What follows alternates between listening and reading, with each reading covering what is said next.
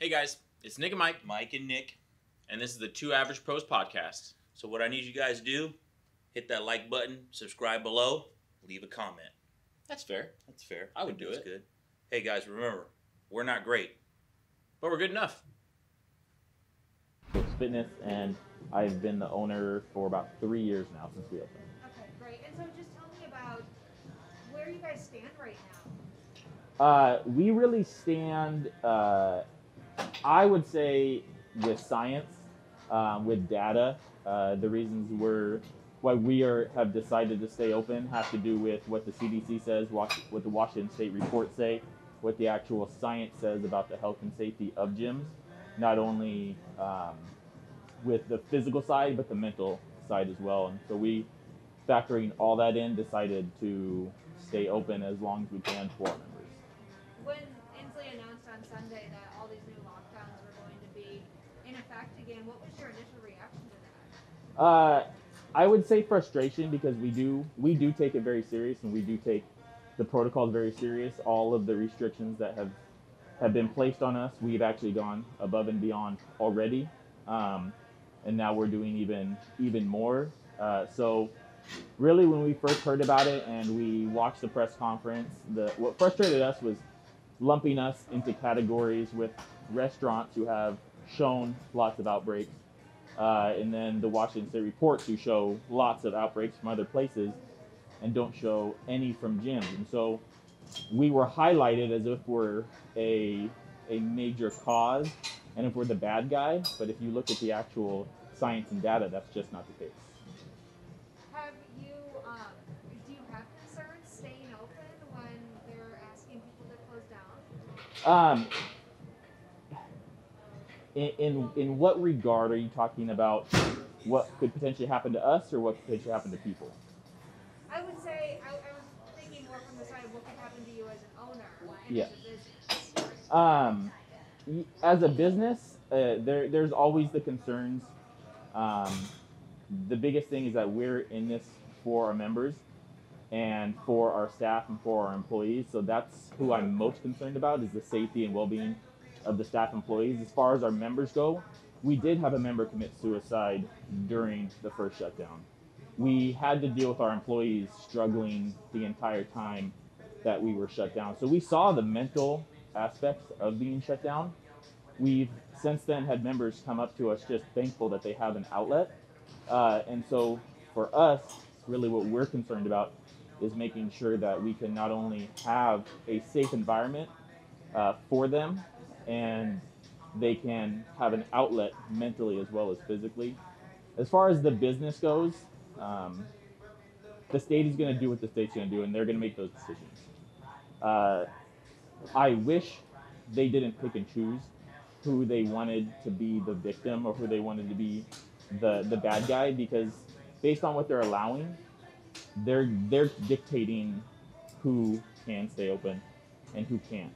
And so when big companies like Walmart's and Amazon's and Costco's are going to be able to stay open and flourish, these small local restaurants, these small local gyms, these small local businesses are going to fade away. And so when or when Inslee tells me that he's empathetic to the small business owner, to that person who was laid off, it's very hard to believe when there's no backing behind that. There's no monetary support. Nobody has come and helped us with protocols. No one has come from the city or the state or the county and said, hey, this is how you make your place safer. This is how we can have a safe environment for everybody, and also help the business stay open and have something for your members. And I just wish that we as business owners were considered more. We as citizens were considered more, and our value and our input went into the decision-making process. And that's where, as a business owner and as a citizen, I feel that we have not been included in this process. And you haven't gotten any help financially? We originally applied for the PPP and we got help with that. However, that was intended for an 8-week period, and we're now going on looking at potentially a year and a half damage. No amount of money that they were able to give us in the beginning, it doesn't cover 1 month of bills.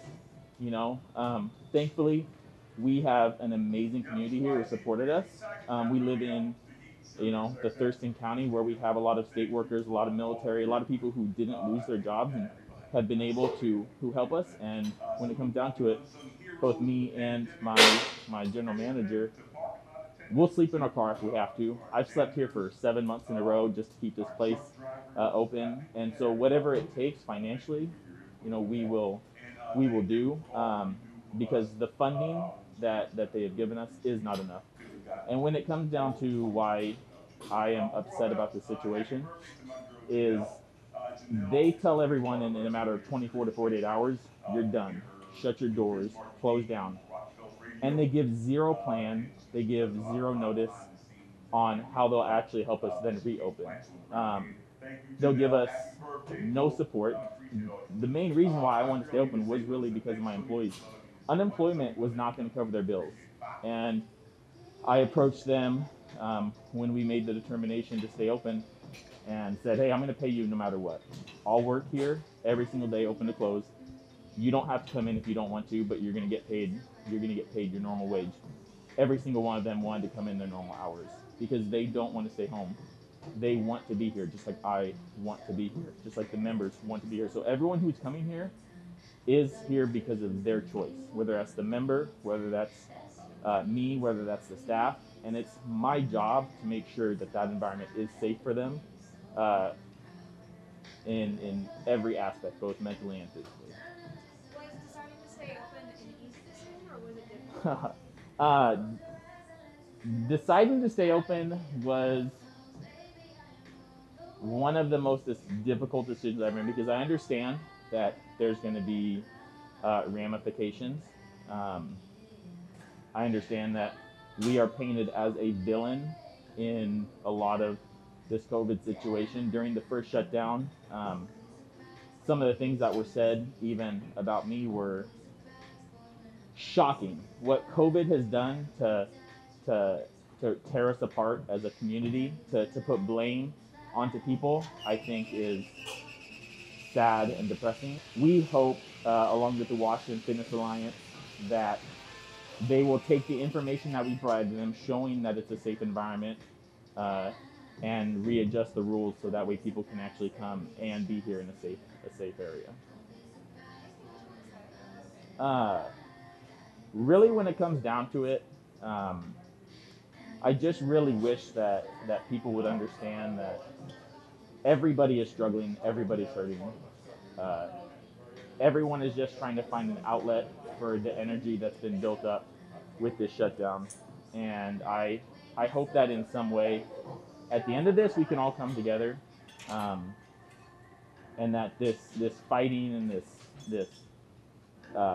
just nightmare situation that we're all going through together can bring us together in the end, and we stop blaming everybody, and we just all do our part to get back to whatever normal will look like in the future.